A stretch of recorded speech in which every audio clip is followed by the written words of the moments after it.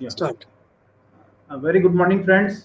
मैं टीपीए की ओर से आप सभी पार्टिसिपेंट्स का बहुत हार्दिक स्वागत करता हूं। टीपीए द्वारा इस लॉकडाउन पीरियड में रेगुलरली हमारे लिए सेशन ऑर्गेनाइज किए जा रहे हैं, जिसमें मेनली जीएसटी, इनकम टैक्स और दूसरे भी जो भी टॉपिक हैं उसके बारे में भी रेगुलरली सेशन ऑर्गेनाइज किए जा रहे हैं।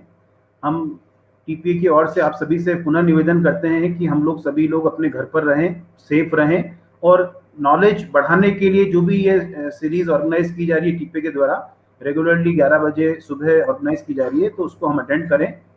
हमारे साथ में हमारे टीपीए के प्रेसिडेंट मनोज गुप्ता जी हमारे साथ में हैं। मैं उसके पहले आज के टॉपिक की जानकारी देना चाहता हूं। आज का जो टॉपिक है बड़ा ही इंटरेस्टिंग और बिल्कुल डिफरेंट है कि स्टैट्यूटरी ऑडिट जो हम लोग 1920 का करेंगे, उसमें हमें जीएसटी एंगल से क्या क्या देखना है या क्या सावधानियां रखना है। और हमारे साथ में learner speaker mister Sunil P Jain available हैं, हमारे टीपीए के मेंबर हैं, एग्जीक्यूटिव बॉडी मेंबर हैं और काफ़ी इन्होंने ऑल ओवर इंडिया जीएसटी के ऊपर अपने लेक्चर दिए हैं। तो मैं सुनील जी, टीपीए की ओर से, आप वैसे हमारे सदस्य हैं हमारे परिवार के, लेकिन फिर भी मैं आपका स्वागत करता हूं और हमारे प्रेसिडेंट मनोज गुप्ता जी से आग्रह करूंगा कि वे ओपनिंग रिमार्क्स दें। धन्यवाद Krishna ji. Good morning friends. आज का हमारा जो वेबिनार है वो हमारे प्रतिष्ठित सीए सुनील जैन साहब लेने वाले हैं, जिसमें कि हमें विभिन्न जो स्टैट्यूटरी ऑडिट्स हम करते हैं अंडर कंपनीज एक्ट और टैक्स ऑडिट और दूसरे जो भी ऑडिट करते हैं, उसके अंदर जीएसटी एंगल से हमें क्या देखना है, ये बहुत ही इंपॉर्टेंट है। भले हम लोग जीएसटी की प्रैक्टिस ना भी करते हों तो जीएसटी के क्या इश्यूज को हमको ध्यान रखना चाहिए, ये एक बहुत ही इंपॉर्टेंट सब्जेक्ट है। तो उसको सुनील जी आज पूरा कवर करेंगे और मुझे उम्मीद है कि बहुत ही अच्छा हमें इससे नॉलेज प्राप्त होगा। फ्रेंड्स, इसके अलावा मैं बताना चाहता हूँ कि इस समय हमारी फिजिकल हेल्थ और मेंटल हेल्थ का ध्यान रखना बहुत जरूरी है। इसी सीरीज में हमने आज सुनील जी का लेक्चर है, उसके बाद में कल शाम का टाइम रखा है 4 से 5 का। एक डॉक्टर संग्राम सिंह जी जो कि प्रतिष्ठित सर्जन हैं, वो आएंगे और ये बताएंगे कि हाउ टू लिव विद कोविड-19 and what is the life after lockdown, क्या प्रिकॉशंस रखना है। तो ये बहुत इंपॉर्टेंट विद फैमिली देखने वाला एक प्रोग्राम रहेगा। तो वो आप कल सभी लोग 4 से 5 में अटेंड करिएगा। और हम सभी कोशिश कर रहे हैं कि जीएसटी, इनकम टैक्स और मेडिकल इश्यूज, हेल्थ इश्यूज से रिलेटेड टॉपिक्स, इसके अलावा कंपनीज एक्ट और भी इम्पोर्टेंट जो भी अलाइड लॉज हैं उनके ऊपर हम लोग रिलेवेंट नॉलेज सीरीज का हम आपको प्रस्तुत करें। तो अब मैं ज़्यादा समय नहीं लूँगा एंड डायरेक्टर सुनील जी को मैं इनवाइट करता हूं कि वो आज का अपना व्याख्यान दें। Thank you Manoj ji and Krishna ji. Good morning to all of you. आज का जो टॉपिक है हमारा वो स्टैट्यूटरी ऑडिट 1920 को लेकर। It is not statutory audit in accordance with GST law. We will be just talking about statutory audit that we do in Income Tax or Companies Act or Cooperative Society Act, whatever it is. उसके अंदर GST angle से हमें क्या देखना चाहिए। एक question हमेशा हमारे सामने रहता है कि क्या being a statutory audit under Income Tax or Companies Act, whether we are expected to have universal knowledge of each and every law. तो it is not expected that we should have expert knowledge of all these allied laws, but so far as GST is concerned, it is very much connected directly to our financial impact. हम as a auditor जब किसी चीज का audit करते हैं तो एक report करते हैं true and fair view. GST एक ऐसा टॉपिक है जिसके अंदर डायरेक्टली उसका फाइनेंशियल इम्पैक्ट पड़ता है। अगर एक भी अकाउंटिंग गलत होती है तो सीधा शायद प्रॉफिट एंड लॉस अकाउंट नहीं तो स्टेटमेंट ऑफ अफेयर्स के ऊपर इफेक्ट पड़ सकता है, पड़ता ही है। ऐसी दशा में as a auditor we are surely expected कि हमारे पास में जो जीएसटी से रिलेटेड इश्यूज हैं उनको लेकर हम कुछ महत्वपूर्ण बातों पे ध्यान दे लें। और अगर ऐसा नहीं करते हैं तो शायद हमारी जो फाइनेंशियल स्टेटमेंट्स है वो ट्रू एंड फेयर व्यू देने के लायक भी नहीं है, वो ट्रू एंड फेयर व्यू नहीं हुआ फिर उस केस में। ऐसी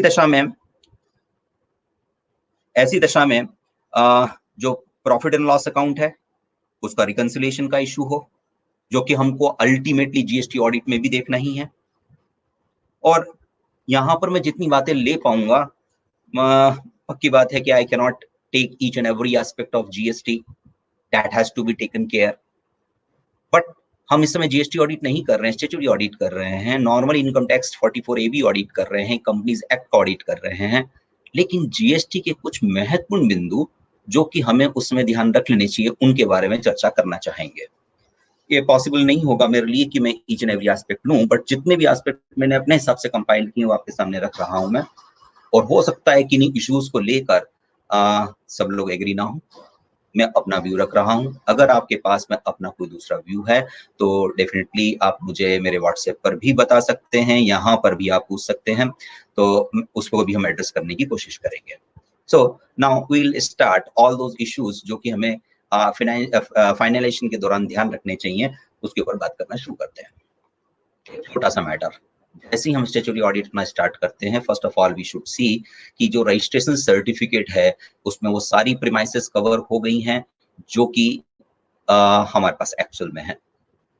इन practical life what I have seen that in many of the cases किसी ऑर्गेनाइजेशन ने इन बिटवीन द ईयर कोई वेयर हाउस लिया, उस वेयर हाउस को उन्होंने रजिस्ट्रेशन सर्टिफिकेट इनकॉर्पोरेट ही नहीं किया।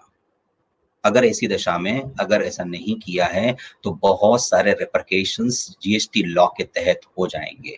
तो सबसे पहले हमको देख लेना चाहिए कि जो जीएसटी सर्टिफिकेट है उसके अंदर वो सारे प्रीमाइसेस कवर्ड हैं जो जिन प्रीमाइसेस के ऊपर काम कर रहे हैं, और उसको देखने के लिए ना सिर्फ हमें उसका रजिस्टर्ड ऑफिस देख लेना चाहिए, बल्कि जब हम उसका प्रॉफिट एंड लॉस अकाउंट को देख रहे हैं तो उसके रेंट कहाँ कहाँ पे किए गए हैं, उससे भी हमें अंदाज हो जाएगा कि और कौन कौन से प्रीमाइसेस उसके अंदर हैं।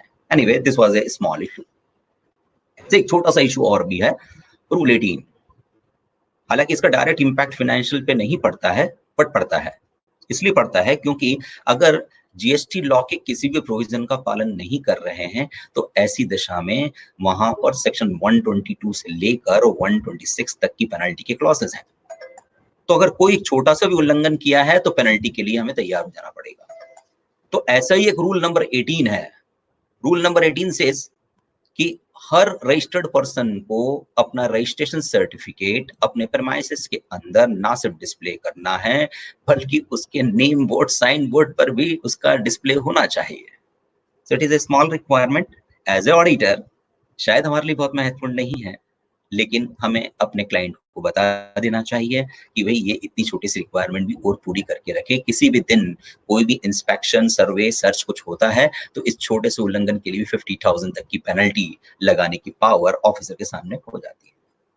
एनीवे, ये स्मॉल इश्यूज थे। एक बड़े इशू की तरफ चलते हैं हम लोग। स्टैट्यूटरी ऑडिट के दौरान आईटीसी जो पोर्टल पर दिख रही है उसे मैच करना चाहिए। इसके लिए बेहतर ये होगा कि हम क्लाइंट से या तो उसे उसका password, login ID, password share करने के लिए कह दें, but at this point of time I must say कि जब भी आप उनसे लॉगिन पासवर्ड मांगे तो उसको सिर्फ वर्बली ना ले लें, उनको बोलें कि प्रॉपर मेल हमको कर दें और उसके अंदर हमको लॉगिन आईडी पासवर्ड दें, ताकि हम कहना चाहिए लीगली और एज वेल एज ऑथेंटिकली हम उनका आईडी यूज करेंगे। और जो आईटीसी का बैलेंस एट ईयर एंड है उस बैलेंस को हमारी बुक्स ऑफ अकाउंट्स के अंदर मैच करना चाहिए। अगर हम वो मैच नहीं करते हैं तो शायद पूरा फाइनेंशियल ही हमारा डिस्टर्ब हो गया है। I have seen in my practical experiences in past audit for 17-18, wherein I have found that many of the organizations ITC balance is not matching with the portal balance. Accounts अपनी तरफ अलग चल रहा है और पोर्टल अपने हिसाब से अलग बैलेंस बता रहा है। ऐसी दशा में ये इंपॉर्टेंट होगा कि आईटीसी का बैलेंस जो कि पोर्टल पे दिख रहा है वो का वही बैलेंस हमारी बुक्स ऑफ अकाउंट्स में भी होना चाहिए। इफ देयर इज डिफरेंस, उन डिफरेंस को हमें ऑडिटर चेक कर लेना चाहिए। बेटर ये होगा कि जितने इश्यूज हम आज इन मैटर्स में डिस्कस कर रहे हैं ना सिर्फ हम खुद ध्यान रखें बल्कि टाइमली मैनर में हम हमारे ऑडिटी के अकाउंट्स डिपार्टमेंट को भी सारे इश्यूज दे दें कि पहले से इसको मैच करके रखें। और इशू सेक्शन नंबर 16(2 है। We are all aware of this provision, but hardly any of the auditee is taking care of this provision. That all the creditors, जितने भी इनपुट, चाहे इनपुट सर्विसेज या कैपिटल गुड्स, किसी का भी जिसका हमने आईटीसी लिया है, इनवॉइस की डेट से, आई रिपीट, इनवॉइस की डेट से 180 डेज के अंदर उसका पेमेंट हो जाना चाहिए। अगर उसका पेमेंट नहीं होता है तो रूल नंबर 37 सेज कि अगर उसका पेमेंट नहीं किया है तो जिस दिन आपने आईटीसी ली से लेकर जब आप उसे रिवर्स करेंगे, ना सिर्फ उसको रिवर्स करेंगे बल्कि उसके ऊपर सेक्शन 50 के अनुसार 18% पर एनम का इंटरेस्ट भी पे करेंगे। यहाँ पर इंपॉर्टेंट है कि रूल 37 में ये भी कहा गया है कि अगर पार्टली पेमेंट किया गया है तो पार्टली रिवर्स करना होगा, और ऐसा नहीं कह सकेगा टैक्स पेयर कि मैंने जो टैक्स वाला अमाउंट है उसका पेमेंट कर दिया। फॉर एग्जांपल, अगर इनवॉइस 1,18,000 रुपए जीएसटी के साथ में 1,18,000 की इनवॉइस है तो हमारा ऑडिट ये नहीं कह सकता है कि मैंने 18,000 का टैक्स का पेमेंट तो कर दिया है, वो 1,18,000 पूरा पेमेंट होना चाहिए। मान लीजिए for the sake of just discussion हम माने कि उसने एग्जैक्टली 50% 54,000 पे कर रखा है और 180 डेज के अंदर बचा 54 अभी 55,000 नहीं पे किया है, तो ऐसी नॉट सॉरी आई रिपीटेड, हमारे पास एग्जांपल चल रहा था 1,18,000 रुपए और मान लीजिए एग्जैक्टली 50% पे किया हुआ है, तो यानी कि 59,000 पे कर दिया, 59,000 180 डेज में पेमेंट नहीं किया है, तो 9,000 का आईटीसी रिवर्स करना पड़ेगा along with interest from the date of availing ITC till date of reversal. This reversal has to be shown under in GSTR 3B. तो 180 डेज का ये जो क्लॉज है बड़ा इंपॉर्टेंट है। अब यहाँ पर इंपॉर्टेंट एक बात और भी है, वैसे तो सेक्शन नंबर शायद 16(4) कहता है कि जो रीपेमेंट इस वाले तरीके से होता है, 16(4) अदरवाइज यू कहता है कि कोई भी व्यक्ति अपनी आईटीसी तब तक क्लेम कर सकता है जिस साल से संबंधित है, इनवॉइस जिस साल से संबंधित है उस साल के एंड से के बाद में जो नेक्स्ट ईयर का सितंबर का 3B फाइल करने की ड्यू डेट है वहां तक वो आईटीसी क्लेम कर सकता है। But so far as this clause is concern, अगर 180 डेज की अंदर पेमेंट नहीं हुआ है तो ऐसी दशा में जो रिवर्सल करना पड़ा है इन फ्यूचर कभी भी, may be like 1 year 2 year और मे बी 5 ईयर, उसके बाद भी अगर हम उसका पेमेंट करते हैं, क्रेडिटर का पेमेंट करते हैं, तो जो आईटीसी हमने रिवर्स किया था उस आईटीसी को वापस से क्लेम करने का हमें अधिकार है। And probably this is the only provision in GST law where ITC can be reclaimed. तो हमको यहाँ पर जब 180 डेज ऐसे ऑडिटर चेक करना है तो सिर्फ ये नहीं देखना कि ड्यूरिंग द ईयर जो क्रेडिटर्स हैं, अभी क्या होगा कि 1920 के अंदर कुछ क्रेडिटर्स ऐसे भी होंगे जिनका 180 डेज का एक्सपायरी पिछले साल में यानी 18-19 के अंदर के क्रेडिटर थे और उसकी एक्सपायरी 19-20 पे आ रही है और उसका रिवर्सल नहीं किया है, तो हमें ना सिर्फ आईटीसी रिवर्स करना है बल्कि इंटरेस्ट भी अकाउंट फॉर करना है। और इस जगह पर हम सब लोग बेहतर रूप से जानते हैं कि इनकम टैक्स का सेक्शन नंबर 43B और भी होता है जिसके अंदर कोई टैक्स लायबिलिटी का पेमेंट अगर करना है तो एक पर्टिकुलर डेट से पहले करना है, अदरवाइज वो एक्सपेंस के रूप में माना भी नहीं जाएगा। इसलिए जरूरी है कि हम उसका प्रॉपर फाइनेंशियल इफेक्ट दे दें। अब यहाँ पर इंपॉर्टेंट पॉइंट ये भी आता है कि ये जो 180 डेज वाला प्रोविजन है ये 2-3 चीजों पे लागू नहीं होता। फॉर एग्जांपल आरसीएम, मान लीजिए अगर आपने कोई इनपुट या इनपुट सर्विसेज ऐसी ली हैं जो कि सब्जेक्ट टू आरसीएम रहा है, वैसे हमें मालूम है कि सेक्शन 9(4) ऑलमोस्ट गोन है, बहुत लिमिटेड केस के अंदर एप्लीकेबल है। जब मैं आरसीएम वाले इशू पर आऊंगा तो उसके ऊपर डिस्कस करूंगा मैं। बट अगर हमने कोई आरसीएम के अंदर कोई इनपुट लिया हुआ है तो उसके केस में उसको क्रेडिटर का पेमेंट 180 डेज में करना अनिवार्य नहीं होगा। इसी प्रकार से कुछ डीम्ड वैल्यूएशन वाले इश्यूज हैं, कुछ ट्रांजैक्शंस ऐसे जैसे उदाहरण के लिए सप्लाई की डेफिनेशन के अंदर शेड्यूल 1 के अंदर कुछ ट्रांजैक्शंस जो विदाउट कंसिडरेशन होंगे तो भी सप्लाई मान लिए जाएंगे। ऐसे वाले ट्रांजैक्शंस को लेकर भी हमने तो सिर्फ उसकी अकाउंटिंग तो कुछ करी नहीं होगी, अगर की होगी तो बड़ी डमी अकाउंटिंग की होगी, तो वहां उसका तो एक हाइपोथेटिकल वैल्यूएशन किया गया होगा वैल्यूएशन रूल्स के अनुसार, तो वहां पर रीपेमेंट की कोई आवश्यकता 180 डेज वाली नहीं लगेगी। इसी प्रकार से वैल्यूएशन का सेक्शन है, वैल्यूएशन के सेक्शन के अंदर में भी कुछ ऐसे मैटर्स हैं जहां पर एक्चुअल लेन देन नहीं है बट वैल्यूएशन के नियमों के अनुसार कुछ चीज वैल्यू पर्पस से जोड़नी होती है, तो जो हमने वैल्यू पर्पस से जोड़ रखी है उसका रीपेमेंट तो एज सच पॉसिबल ही नहीं होता है, इसलिए 180 डेज का वो क्लॉज वहां पर भी एप्लीकेबल नहीं होगा। So this is a very important point from statutory audit point of view. Another point is with respect to capital goods. Again, with my past experience and probably with your all experience, you also have experienced during GST audit 17-18 that many of the organizations have sold their capital goods during GST tenure, and they have not discharged GST on such disposal. खासकर capital goods को लेकर बहुत easy होता है हमारे लिए as auditor, सिर्फ उनका फिक्स्ड रेट शेड्यूल को ध्यान से देख लीजिए, उसके अंदर क्या ड्यूरिंग द ईयर कोई कैपिटल गुड्स कम हुए हैं। अगर कोई capital goods during the year कम हुए हैं तो फिर हमें ना सिर्फ उसको उस सप्लाई के ऊपर जीएसटी चुकाना होगा, बल्कि ये भी महत्वपूर्ण हो जाएगा कि उसका जीएसटी का डिस्चार्ज कैसे हो। I repeat it again, being a statutory auditor, we are not expected to have a expert knowledge of GST, but at least a minimum knowledge is required because it has a direct financial impact on our audit as well as financial statements. तो जो capital goods हैं उसके ऊपर GST लगाने के लिए GST law के अंदर एक स्पेशल सेक्शन 18(6) बना हुआ है। एंड व्हाट दैट 18(6) सेज कि अगर कोई भी कैपिटल गुड्स ऐसे हैं जिसके रेस्पेक्ट के अंदर हमने आईटीसी अवेल किया हुआ है, it will not be out of place to mention over here that capital goods means all goods which are capitalized. तो अगर कोई कैपिटल गुड्स को अगर हमने डिस्पोज ऑफ किया है, सेल किया है, ट्रांसफर किया है ड्यूरिंग द ईयर, तो सेक्शन 18(6) सेज कि उस केस में उन कैपिटल गुड्स के ऊपर, उसके ट्रांसफर के सेल के ऊपर हमें जीएसटी पे करना पड़ेगा equal to the rate applicable on those capital goods on its transaction value or whatever ITC has been availed on those capital goods earlier, reduced by 5% per quarter or part thereof since beginning when we availed ITC initially, उतना reduce कर whichever is higher उतना हमें GST चुकाना होगा। For example, अगर हमने 1,18,000 रुपए, 1 लाख रुपए का कोई एसी था और 18,000 रुपए का उसके ऊपर जीएसटी क्रेडिट हमने अवेल किया था।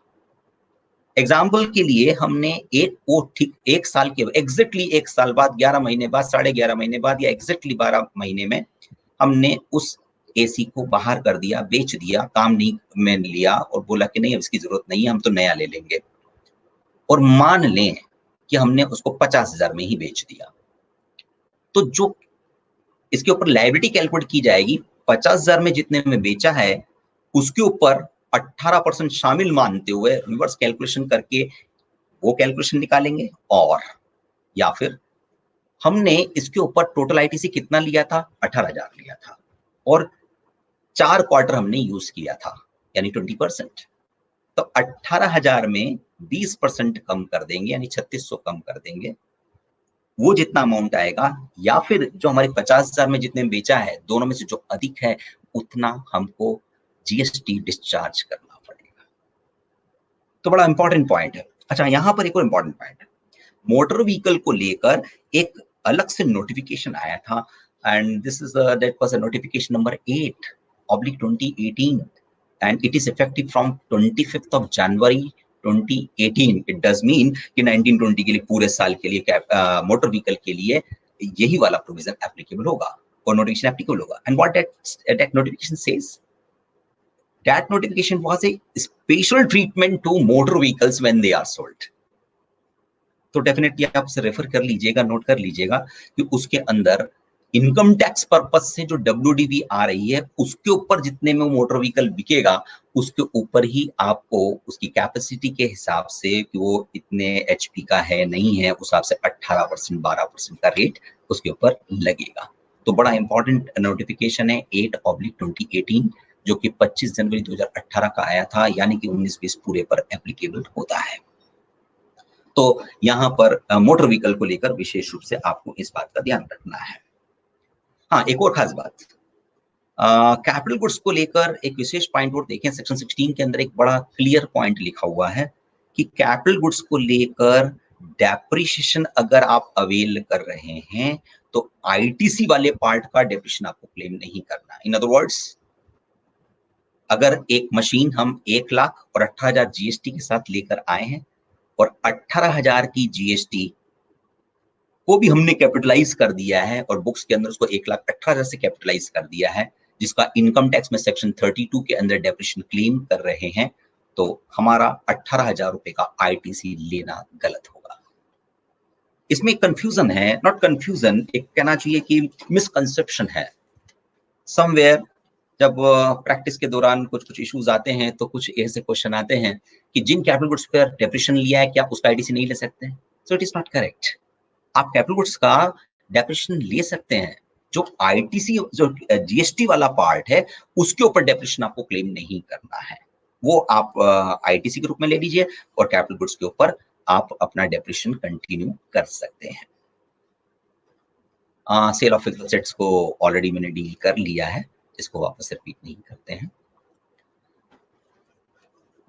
एक और इशू तो ड्यूरिंग ऑडिट आपको ध्यान देना चाहिए।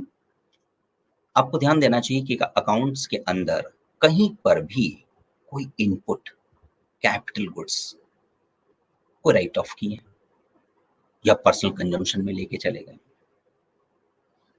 अगर किसी भी इनपुट को राइट ऑफ कर दिया है या फिर पर्सनल कंजम्पशन के लिए ले गए हैं तो section 75 specifically restricts and probably it is section 17(5)(g) और h, जिसके अंदर स्पेशली कहा है कि कोई भी इनपुट या कोई भी हमारे पास इनपुट कैपिटल गुड्स या कोई भी गुड्स जिनको हमने राइट ऑफ कर दिया है उसका आईटीसी नहीं ले सकते, ब्लॉक्ड आईटीसी में जाएगा वो। इसी तरह से पर्सनल कंजम्पशन के लिए हम बहुत अच्छे से जानते हैं कि अगर कोई एयर कंडीशन या लैपटॉप किसी ने अपने पर्सनल कंजम्पशन के लिए परचेज किया है तो बिजनेस के अंदर उसका आईटीसी नहीं ले सकते। तो एज ए ऑडिटर आपको 2 चीजें देखनी चाहिए अकाउंट्स के अंदर कि क्या ड्यूरिंग द ईयर कोई राइट ऑफ्स हुए हैं। Right of may be on account of fire, कोई इंश्योरेंस का मैटर हो, कोई इंश्योरेंस क्लेम आया है क्या। अगर कोई चीज कुछ चीज अगर खत्म हो गई है तो ऐसी दशा में उससे रिलेटेड आईटीसी भी हमको रिवर्स करना पड़ेगा सेक्शन 17(5) के अंतर्गत। सिमिलरली अगर वो प्रोप्राइटरशिप कंसर्न है और बिजनेस की कोई भी असेट्स में भी इनपुट्स और कैपिटल गुड्स वो कैपिटल अकाउंट के अंदर डेबिट में पर्सनल कंजम्पशन में ट्रांसफर कर दिया गया है तो ऐसी दिशा में उससे रिलेटेड आईटीसी भी हमको रिवर्स करने की आवश्यकता है। अगर हम इसको नहीं करेंगे तो स्ट्रेट वे फाइनेंशियल के ऊपर इसका इफेक्ट पड़ेगा एंड डेफिनेटली फिर हम अपनी ड्यूटी पूरी नहीं कर रहे हैं जो एज ए ऑडिटर हमको ट्रू एंड फेयर व्यू के ऊपर बोलनी चाहिए। एक और प्रोविजन है gift free samples, section 16(5)(h). कोई भी सामान जो आपने गिफ्ट के रूप में बांट दिया, कोई भी चीज जो आपने फ्री सैंपल्स के रूप में डिस्ट्रीब्यूट की है, चाहे वो बिजनेस पर्पस की है, बट लॉ ने स्पेसिफिकली सेक्शन 17(5) में बोला है कि वो ब्लॉक्ड आईटीसी में जाएगा और ITC can not be availed, उसके ऊपर आईटीसी अवेल नहीं किया जा सकता है। अब क्वेश्चन उठता है, हम कई बार डिस्कस करते हैं कि जो गिफ्ट है वो प्योरली बिजनेस पर्पस के लिए है, फ्री सैंपल्स है, ये तो बिजनेस को बढ़ावा देने के लिए है, इसको कैसे रेस्ट्रिक्ट कर सकते हैं। मैं इसमें कहना चाहूंगा कि देखिए हम लॉ को एडहर कर रहे हैं, इस समय हम डिबेट इस बात की नहीं कर रहे हैं कि प्रोविजन कितना सही है, और जो चीज पार्लियामेंट से पास हो गई सेक्शन 75 में स्पेसिफिकली मेंशन्ड है वहां पर सप्लाई का बेसिक लॉजिक काम नहीं करेगा। अगर उन्होंने कह दिया कि गिफ्ट आइटम्स हैं, मान लीजिए कि आपकी तो इस साल ऑर्गेनाइजेशन के अंदर सिल्वर जुबली थी, 25 साल हो गए तो ऑर्गेनाइजेशन में आपने अपने सारे क्लाइंट्स को और बहुत सारे लोगों को सिल्वर कॉइन बांटे हैं, तो सिल्वर कॉइन खरीदने पर जो आपको जीएसटी लग कर आया है you are not eligible to avail ITC. तो हमें क्या करना चाहिए एज ए ऑडिटर, उस ऑर्गेनाइजेशन के अंदर कोई गिफ्ट के नाम से हेड हो, बिजनेस प्रमोशन के नाम से हेड हो, ऐसे कुछ और भी चीजें हों तो जो गिफ्ट्स के रूप में हो, तो उसको देखना चाहिए। फ्री सैंपल्स के बारे में ऑडिट से इंक्वायर करना चाहिए कि क्या वो सैंपल के रूप में कुछ बाटा करता है। अगर कुछ ऐसा है तो उससे रिलेटेड आईटीसी हम नहीं ले सकते हैं, हमें एज ए ऑडिटर उसको रिवर्स करने ही कहना पड़ेगा। और अगर उसके अंदर कोई टाइम हॉराइजन भी है कि वो पहले करना था और अब आपके कहने से कर रहे हैं, तो इंटरेस्ट भी ध्यान रखना पड़ेगा। सेक्शन 50 के अंदर 18% पर एनम के हिसाब से इंटरेस्ट भी देना होगा। एक और बहुत अच्छा इंपॉर्टेंट इशू है जिसके ऊपर बहुत डिबेट पूरी इकोनॉमी के अंदर चला है, and that is with respect to works contract. Section number 17(5) C और डी स्पेसिफिकली मेंशन करती है कि वर्क्स कॉन्ट्रैक्ट के ऊपर आईटीसी नहीं लिया जा सकता। कभी ले सकते हैं कुछ लिमिटेड केसेस के अंदर, मैं यहाँ पे उन्हें रिपीट नहीं करूंगा कि वो कौन से केसेस हैं जब आपका काम ही वर्क्स कॉन्ट्रैक्ट का है दैट वे, या मशीन का फाउंडेशन वर्क है, कोई केस है, या फिर कोई ऐसा वर्क्स कॉन्ट्रैक्ट कैपिटलाइज नहीं किया है, उसका आईटीसी ले सकते हैं। एक डिसीजन आया जिसने लगभग पूरी कंट्री के प्रोफेशनल्स के लिए जैसे कि एक मौका दे दिया, सारे टैक्स पेयर के लिए मौका दे दिया कि नहीं कुछ और केसेस में वर्क्स कॉन्ट्रैक्ट का आईटीसी ले सकते हैं, and that is safari retreats April 19 Odisha high court. It clearly mentioned कि चूंकि यह असेसी टैक्स पेयर बिल्डिंग को रेंट पर्पस के लिए ही बना रहा है, उड़ीसा हाई कोर्ट ने बड़ा इलैबोरेटली सेक्शन 17(5) सी और डी को डील किया और उन्होंने कहा कि नहीं चाहे 75 सी और डी है बट वो इस केस में एप्लीकेबल नहीं होगा, यानी कि ब्लॉकेज इस केस में एप्लीकेबल नहीं होगा। और वर्क्स कॉन्ट्रैक्ट के केस में अगर वो बिल्डिंग इसलिए बनाई जा रही है जिसको रेंट पर्पस के लिए ही देना उद्देश्य है, तो उससे रिलेटेड सारा मटेरियल और जितने इनपुट सर्विसेज हैं या वर्क्स कॉन्ट्रैक्ट हैं वो सबका आईटीसी मिलेगा। अब इसको बेस लेकर बहुत सारे ऑर्गेनाइजेशन ने आईटीसी अवील कर लिया, अब उसका कुछ नहीं कर सकते हैं। बट मेरा पर्सनल व्यू है इसका आईटीसी नहीं मिल सकता है, and I have got two important reasons to believe like this. Recently, almost a month back, in probably on 10th of March 2020, a decision came, Vikram Traders. It is a decision of AAR, advance ruling का है, हालांकि बहुत important नहीं होता but है। उनके सामने issue आया वही उड़ीसा हाईकोर्ट के डिसीजन को सफारी रिट्रीट को लेते हुए कि इसके ऊपर हमें एडवांस रूलिंग दे दो कि इसका आईटीसी मिलेगा। उन्होंने मना कर दिया, मना ही नहीं किया। उन्होंने खास बात ये बोल दी कि ये मैटर अभी सुप्रीम कोर्ट में प्रेजुडाइज है, यानी कि महत्वपूर्ण बात यहां पर यह है कि जो सफारी रिट्रीट का डिसीजन है उसकी वैलिडिटी आज क्वेश्चनड है और ऑलरेडी गवर्नमेंट इसको special live petition supreme court में लगा चुकी है और 2019 के अंदर, तो उसका डिसीजन अवेटेड है, ये प्रेजुडाइज है। तो मेरा विचार है कि हमको इतना बड़ा रिस्क नहीं लेना चाहिए, एक प्रॉपरली उसके ऊपर व्यू बनाकर अपनी बात को रखें। अगर हमारा ऑडिट नहीं मान रहा है कि नहीं मेरे को तो लेना है, तो भी एक प्रॉपर नोट आप जरूर इस रेफरेंस को डालते हुए अपने ऑडिट रिपोर्ट में जरूर डाल दें। ये एक और इम्पॉर्टेंट पॉइंट था जो फाइनेंशियल अकाउंट्स के अंदर इम्पैक्ट रखेगा।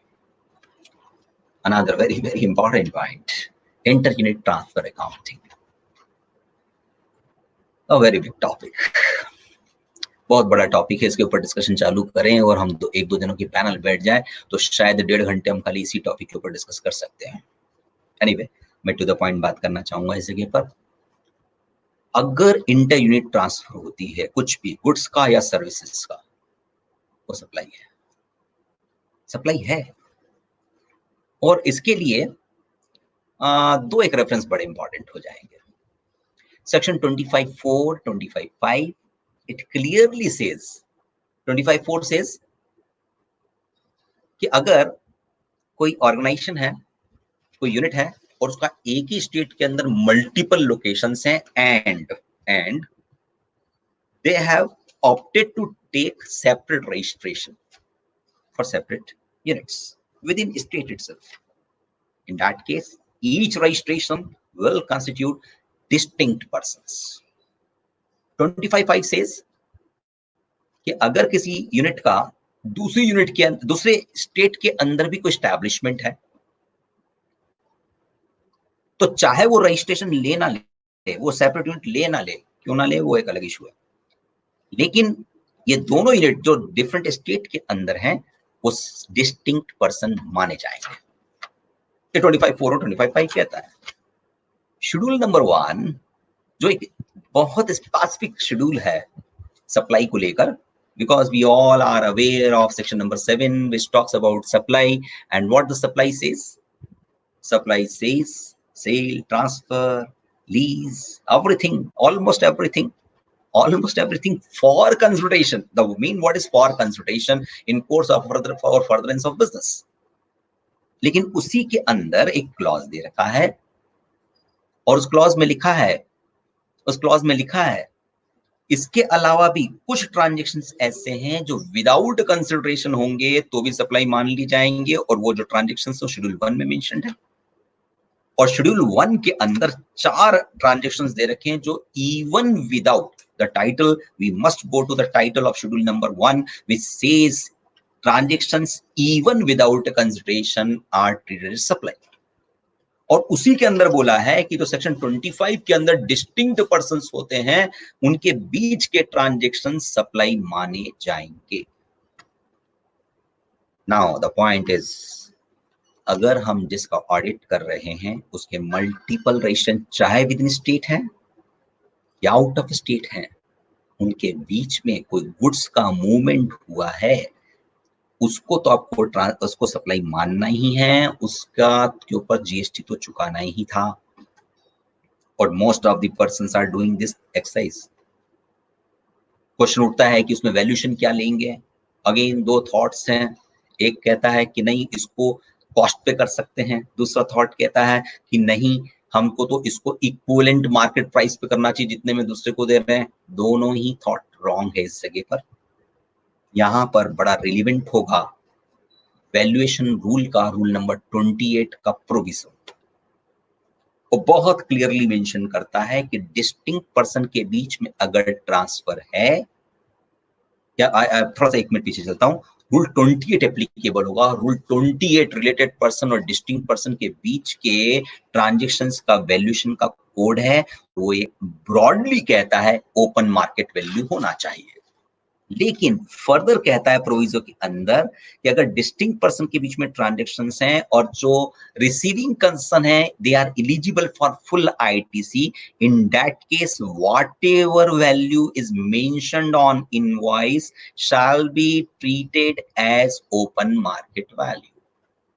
इट डज मीन कि आप चाहे तो कॉस्ट पे लें, चाहे तो मार्केट प्राइस में लें, चाहे तो 1 रुपए की वैल्यू निकाल कर उसके ऊपर जीएसटी लगा के ट्रांसफर कर सकते हैं।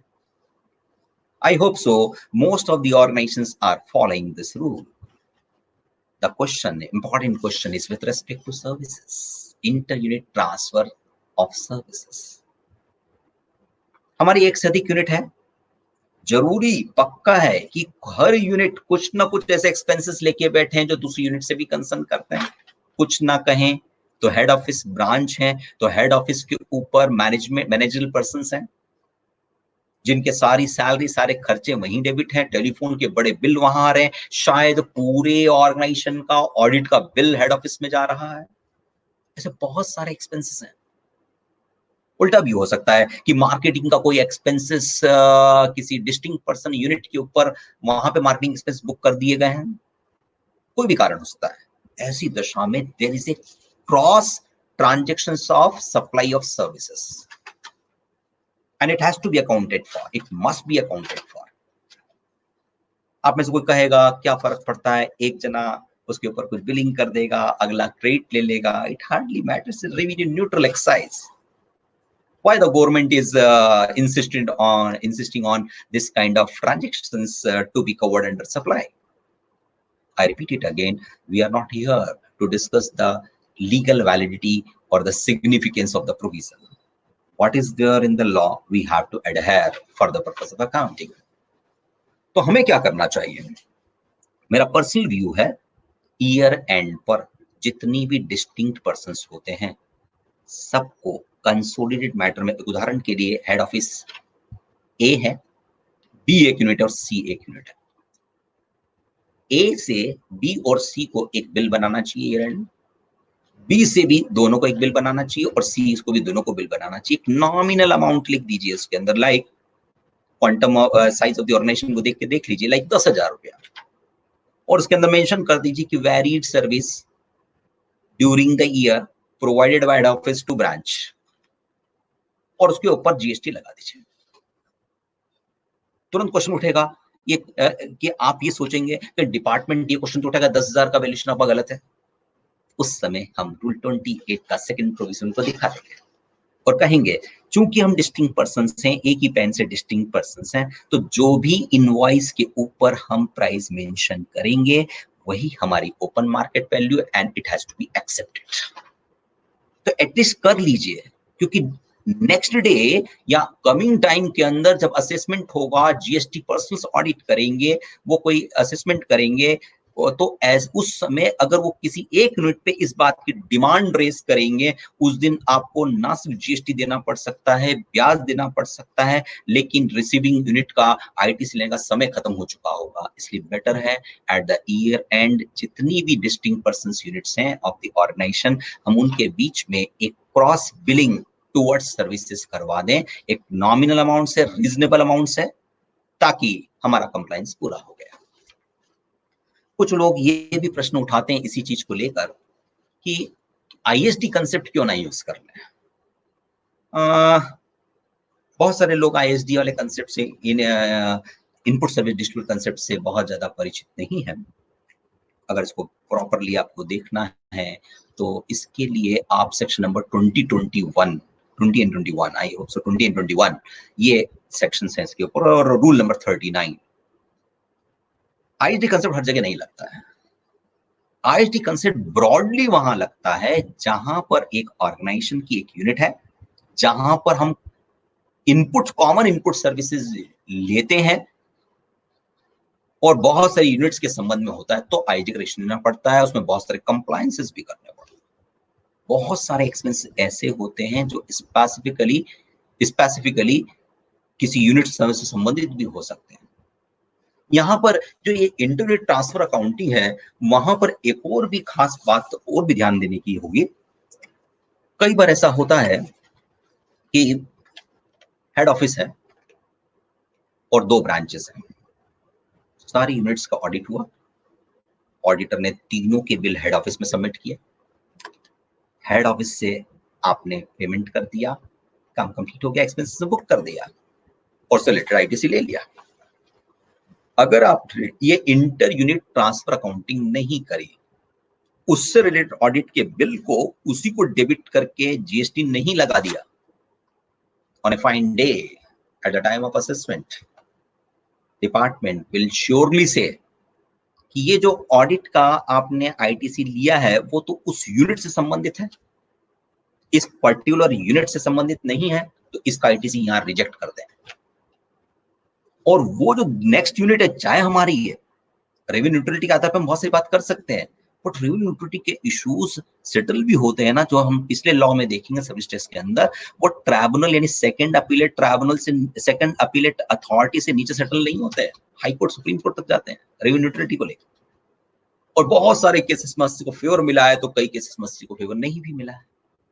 तो बेटर है हमें, अगर डिपार्टमेंट पकड़ेगा तो आपका ना सिर्फ हेड ऑफिस के अंदर उस यूनिट के ऑडिट के बिल से रिलेटेड आईटीसी को रिजेक्ट करेगा, उसके ऊपर इंटरेस्ट लेवी करेगा एंड प्रोबेबली पेनल्टी भी लगा देगा, and at the same time उस नेक्स्ट यूनिट को आईटीसी इसलिए नहीं मिलेगा क्योंकि सेक्शन 16(4) के हिसाब से टाइम लिमिट खत्म हो चुका है आईटीसी अवेल करने का, इसलिए उसको आईटीसी अवेल करने का मौका नहीं मिल पाएगा। नेक्स्ट इश्यू की तरफ आते हैं, reverse charge mechanism, another very crucial issue, 9(3) and 9(4). आप सब जानते होंगे 9(4) तो 1920 लिए लगता ही नहीं है। Why to talk about this 9(4)? Yes, obviously 9(4) बात करता है कि अगर हमने किसी असेसी ने, स्पेसिफाइड क्लास ऑफ असेसी ने, टैक्सपेयर ने अनरजिस्टर्ड पर्सन से कोई इनवर्ट सप्लाई ली है, तो उस सप्लाई के रेस्पेक्ट में जो रजिस्टर्ड पर्सन यानी रिसीवर है उसी को रिवर्स चार्ज में टैक्स देना होगा। और 9(4) के अंदर तो कोई कैटेगरी आती नहीं है, इसको तो 1 साल से ऊपर ज्यादा समय हो चुका है, 9(4) तो खत्म सा हो गया है। नहीं, 9(4) मोस्ट ऑफ द केसेस में आपको एप्लीकेबल नहीं होगा, it is okay, but still in with respect to works contractor, जो बिल्डर लॉबी वाले लोग हैं उनके लिए लिमिटेड सेंस के अंदर 9(4) 1 अप्रैल 2019 से एप्लीकेबल है। अगर आपका क्लाइंट बिल्डर है तो 9(4) की रिक्वायरमेंट वहां पर लगेगी। Anyway, most of the cases 9(4) आपके लिए एप्लीकेबल, बट 9(3) तो है। 9(3) में क्या आता है? 9(3) के अंदर 2 इंपॉर्टेंट नोटिफिकेशंस हैं। अगर हम CGST SGST एंगल से बात करें तो नोटिफिकेशन नंबर 13/2017 डेटेड 28 जून 2017, और IGST का एक नोटिफिकेशन है प्रॉबेबली 10/2017 डेटेड अगेन 28 जून 2017।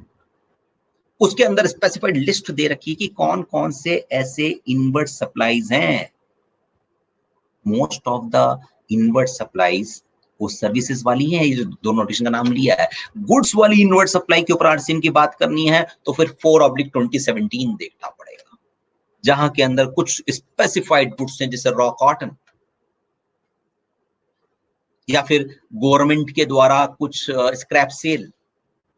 तो कुछ लिमिटेड केसेस में गुड्स के रेस्पेक्ट में 9(3) लगता है, पहले भी लगता था, आज भी लगता है गुड्स के रेस्पेक्ट में, और ज्यादातर सर्विसेज के रेस्पेक्ट में।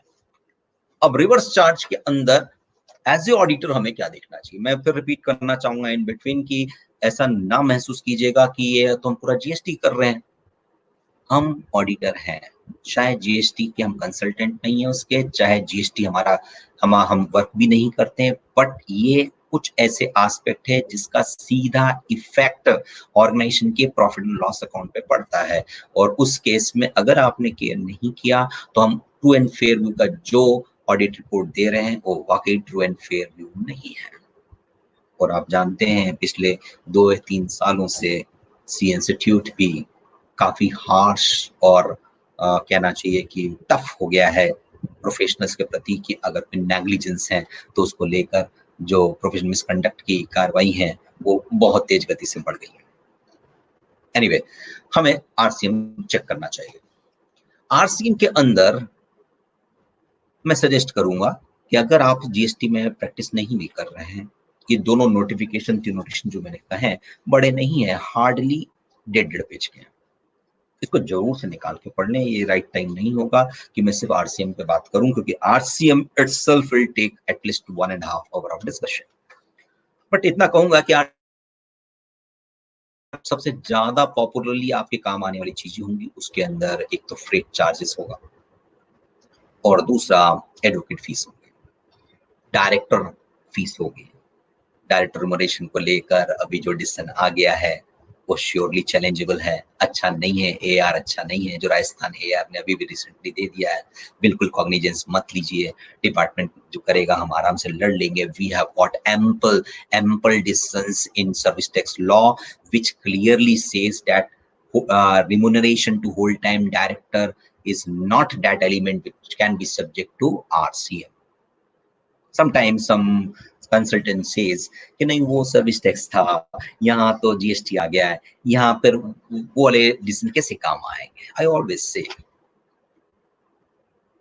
जब पिछले लॉ में और इस लॉ के अंदर प्रोविजन सेम है, इवन वर्डिंग्स तक सेम है, तो there exist no reason why the decisions, why the judgments which are held in previous law cannot be used over here। अगर आप रेफरेंस नोट करना चाहें तो जैसे यहाँ पर रिवर्स चार्ज के लिए 9(3) है, जैसे यहाँ पर रिवर्स चार्ज के लिए 9(3) है, बिल्कुल ऐसा कैसा वहां पे सर्विस टैक्स रूल्स के अंदर रूल नंबर 21D था। जैसे यहाँ पर RCM के लिए बहुत सारे पॉइंट्स दे रखे हैं किन किन पे लगेगा, ऐसी वहां पे शायद 24 या 26 पे नोटिफिकेशन रहा था तो 2012 का, जिसके अंदर किन किन पे RCM लगेगा उसकी लिस्ट दे रखी थी, और वहां पे भी डायरेक्टर की फीस की बात हुई थी। तो डायरेक्टर रिमोनेशन के ऊपर अभी जो AAR का राजस्थान का डिसीजन आ गया है, इसको बेस लेकर हमें बिल्कुल भी कोई प्रोविजन नहीं कराना चाहिए।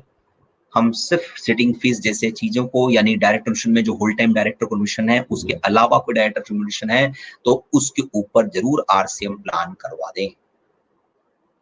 और जहां तक मोटर व्हीकल्स यानी कि फ्रेट चार्जेस की बात है, ये आउट ऑफ प्लेस मेंशन नहीं, आउट ऑफ प्लेस नहीं होगा कि ऐसा मत सोच लीजिएगा कि जितना भी फ्रेट कार्टेज लगा है सब पे आरसीएम भरवा दें, जरूरत नहीं। सिर्फ जीटीए वाले केस में ही आरसीएम एप्लीकेबल होगा।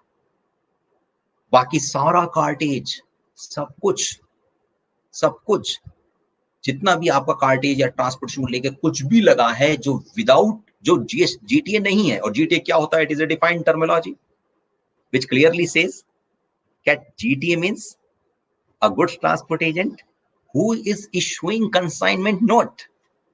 For example, मेरी कोई फैक्ट्री है, माइन से मिनरल को लाकर मेरी फैक्ट्री तक लाना है। मैंने एक ट्रक वाले से बात कर ली, उसने बोला मैं पर ट्रिप 8,000 रुपए लूंगा। मैंने लाखों रुपए का पेमेंट कर दिया है उसको, लेकिन कोई आरसीएम नहीं लगेगा क्योंकि वो कंसाइनमेंट नोट इश्यू वाला सिस्टम नहीं है। वो तो हमने चार्जेस दे दिए पर ट्रिप। और transportation of goods by road except GTA is exempted under notification number 12/2070. वहां क्लियरली मेंशन है transport of goods by road otherwise then by GTA is exempted. हाँ, एक और भी खास बात है, अगस्त 2017 ही था शायद, तब जीटीए को एक ऑप्शन दिया गया कि जो गुड्स ट्रांसपोर्ट एजेंट जिससे कि हम लोग सेवाएं ले रहे हैं वो चाहे तो आरसीएम, चाहे तो आईटीसी ना ले और 5% से जीएसटी दे, और चाहे तो वो ट्रक इत्यादि खरीदी के ऊपर आईटीसी ले और 12% से जीएसटी लगाए। अगर हमारा कोई जीटी ऐसा है जो अपने इनवॉइस पे 12% लगा के दे रहा है तो हम उसका आईटीसी भी ले सकेंगे और उसके ऊपर कोई आरसीएम अलग से प्लान कराने की जरूरत नहीं है। बट कोई जीटी ऐसा है जिसने अपना इनवॉइस के ऊपर कुछ भी मेंशन नहीं कर रखा है तो हमको वाकई प्रिज्यूम कर लेना पड़ेगा कि ये वो जीटीए नहीं है जिसने कि आईटीसी को अवेल करने का ऑप्शन एक्सरसाइज किया हुआ है। उस केस में रिवर्स चार्ज के ऊपर हमको आरसीएम पे करना होगा, और ऐसा आरसीएम जो आप पे करेंगे वो अदरवाइज इलिजिबल भी रहेगा आपको आईटीसी लेने के लिए। इन अदर वर्ड्स, अगर आपके जीटीए ने 12% लगा के दिया हुआ है तो आप उस 12% का आईटीसी ले सकते हैं। उसने नहीं लगा कर दिया है तो 5% का रिवर्स चार्ज में पे करेंगे और पे करने के बाद हम उसका आईटीसी अवेल कर सकेंगे। छोटा काम है, छोटा नहीं बहुत बड़ा काम है, matching e way bills with invoices. As a auditor it is probably not possible कि हम सारे ई-वे बिल को इनवॉइस से चेक कर लें, बट टेस्ट चेक करना चाहिए। ऐसा देखने में आया है, डिपार्टमेंट इंक्वायरीज में देखा गया है, डिपार्टमेंट ने जिनके सर्च से की है उनमें one of the red flag यही था, ई-वे बिल तो जनरेट कर रहे हैं, इनवॉइस नहीं बन रही, इतना टर्नओवर नहीं दिख रहा है। तो एट अ ग्लांस आप टेस्ट चेक कर लीजिए। आपके पास 12 महीने हैं, किसी जूनियर स्टाफ को बिठाकर रैंडम बेसिस में 2-3 महीने का ई-वे बिल और इनवॉइसेस को चेक करवा लेना चाहिए। प्रॉपर वर्किंग पेपर्स रखने चाहिए क्योंकि किसी दिन हमको अपनी पोजीशन क्लियर करने का मौका हो सकता है कि आपने क्या देखा। Or another issue with respect to interest liability. This is another important point which I saw during the GST audit for the year 17-18, that most of the organizations have not accounted for this interest liability. दो तरह के defaults देखने में आ रहे हैं organisation के अंदर। एक तो उन्होंने मंथली बेसिस पर अपनी लायबिलिटी को सही नहीं दिखाया, अप्रैल का टर्नओवर जून में दिखा दिया, टैक्स भर दिया, 3B भर दिया। तो हमको ये भी चेक करना है। नंबर 2, हमको ये भी देखना है कि अगर किसी ने 3B लेट डिपॉजिट किया है तो इसका मतलब टैक्स का भी लेट डिस्चार्ज हुआ है, उसके ऊपर भी इंटरेस्ट लायबिलिटी बनती है। इंटरेस्ट इन all cases 18% पर आया ना। 24 वाला रेट कभी लग ही नहीं सकता, उसके अपने टेक्निकल कारण है, और कभी लगता भी होगा तो मैं तो ये सजेस्ट करूंगा कि आप तो 18 का ही प्रोविजन कीजिए, क्योंकि क्या हो जाएगा, डिपार्टमेंट अगर उसकी लायबिलिटी निकाल भी देगा तो इंटरेस्ट में इंटरेस्ट नहीं होता है, इंटरेस्ट का डिफरेंस निकाल देगा साल 2 साल 3 साल बाद। बट मेरे पास में बहुत अच्छे अदरवाइज रीजंस हैं कि 24% का रेट नहीं लगेगा। हमें क्या देखना चाहिए एज ए ऑडिटर? हमें अपने ऑडिटर से कहना चाहिए कि हम एक चार्ट बना के दें, कि आप चाहें तो उसका लॉगिन लेकर अपने जूनियर स्टाफ को बोलिए कि पोर्टल से चेक पता है 3B कब फाइल हुआ है, जिस महीने में 3B लेट फाइल हुए हैं, बस उतने पे ध्यान दीजिए। फिर उस वाले महीने में जाके चेक कीजिए कि जो लायबिलिटी 3B में शो की गई है उसका डिस्चार्ज आईटीसी के एडजस्टमेंट से हुआ है या कैश से हुआ है। फॉर एग्जाम्पल किसी व्यक्ति ने मई 2019 का रिटर्न 15 दिन लेट फाइल किया, तो पहले तो हमने निकाल लिया कि कितना डिले है, 15 दिन है। फिर देखेंगे कि वो जो 3B फाइल हुआ था उसमें टोटल लायबिलिटी कितनी थी, मान लीजिए 1 लाख थी, बट 1 लाख में से 70,000 तो आईटी से एडजस्ट हो गए, 30,000 कैश से एडजस्ट हुए थे, तो ब्याज सिर्फ 30,000 पे ही देना है। बहुत अच्छे से मालूम है कि ओरेफेक्स इंडस्ट्रीज का मद्रास हाई कोर्ट का रिसेंट डिसीजन, हालांकि डिपार्टमेंट मेगा इंजीनियरिंग के पुराने डिसीजन को बेस बना रहा था, लेकिन मद्रास हाई कोर्ट के डिसीजन करने में डिपार्टमेंट भी इस समय शांत है और कोई एक्शन नहीं ले रहा उस पॉइंट पे, और लेगा भी नहीं, ले ही नहीं सकता। मद्रास हाई कोर्ट डिसीजन बहुत शानदार डिसीजन है, उसकी वर्डिंग्स को डेफिनेटली किसी मौके पर आपको पढ़ लेना चाहिए। तो कहने का मतलब सिर्फ जो 30,000 रुपए कैश से एडजस्ट हुआ है, सिर्फ उतने पर ही ब्याज देने की आवश्यकता है 18% के हिसाब से। आप शायद कह सकते हैं कि हम आगे बढ़कर क्यों भरें, डिपार्टमेंट जिस दिन पकड़ेगा उस दिन भर देंगे, कौन सा ब्याज पे ब्याज नहीं, हम ऑडिटर हैं, हमें ट्रू एंड फेयर व्यू दिखाना है, और एज ए ऑडिटर हमको उसका इंटरेस्ट जब तक अकाउंट फॉर नहीं करोगे तो उसकी प्रॉपर्टी का ट्रू एंड फेयर व्यू कहाँ निकला। इसलिए एज ए ऑडिटर आपको 3B में जहां जहां डिले हो रहा है वहां पर जितना कैश ऑफसेट हुआ है उस अमाउंट के ऊपर 18% से इंटरेस्ट कैलकुलेट करते हुए भरवा देना चाहिए। मेरी पर्सनल एडवाइस है कि उसको आने वाले 3B में ना शो करते हुए सेपरेटली DRC 03 से मेंशन DRC 03 से उसको डिपॉजिट करना चाहिए और उसमें प्रॉपर रीजन लिख देना चाहिए, और बुक्स के अंदर उसकी प्रॉपर अकाउंटिंग कर लेनी चाहिए ईयर वाइज कि कितना इंटरेस्ट अकाउंट फॉर इस पार्ट पे हो गया। सेकंड पॉइंट जो हम बात कर रहे हैं मंथली लायबिलिटी चेक करने की, तो मंथली लायबिलिटी में हमें ऑडिटर को कहना चाहिए कि वो मंथ वाइज बुक्स का टर्नओवर लिखते हैं, और पोर्टल के ऊपर 3B में कितना टर्नओवर मंथ वाइज दिखाया है। तो जो मैं एग्जांपल ले रहा था कि किसी ने अप्रैल का कुछ टर्नओवर जून में दिखाया, तो 3B से तो मालूम नहीं पड़ेगा, आइसोलेटेड 3B से तो मालूम नहीं पड़ेगा कि इसमें कितना इंटरेस्ट बनेगा, बट जब बुक्स का टर्नओवर देखोगे कि एक पर्टिकुलर बिल या पर्टिकुलर टर्नओवर जो अप्रैल का था जून में दिखाया है, जून में उसकी लायबिलिटी डिस्चार्ज भी की है, बट 2 महीने का डिले हुआ है, उसका भी इंटरेस्ट अकाउंट फॉर करने की आवश्यकता रहेगी। This is very big thing, rule 42 and 43 reversal. हम सब जानते हैं, many times you must have heard so many speakers on this topic, but to understand these two rules requires a complete separate session of say like 2 hours. Rule 14 and 43 how to calculate. But shortly speaking, because many of the viewers right now might be professionals not dealing in GST, जब audit करते हैं उनके angle से विशेष रूप से बताऊंगा। अगर किसी टैक्स पेयर के पास टैक्सेबल टर्नओवर के अलावा एग्जम्प्टेड टर्नओवर भी है, logically he is not eligible to avail ITC of all inputs services and all capital goods, because after all those input service and capital goods are being used for taxable as well as exempted turnover. So how to calculate ITC with respect to exempted turnover, it is mentioned in rule number 42 and 43, और उतना ITC reverse करने की जरूरत पड़ेगी, वो month two month करना होता है। अब किसी ने किया ही नहीं है तो आप कैलकुलेट करवाओगे, उसका इंटरेस्ट भी कैलकुलेट कराओगे, DRC 0 से पे करने की बात करोगे तो आपका अकाउंट्स प्रॉपर्ली फाइनलाइज होगा।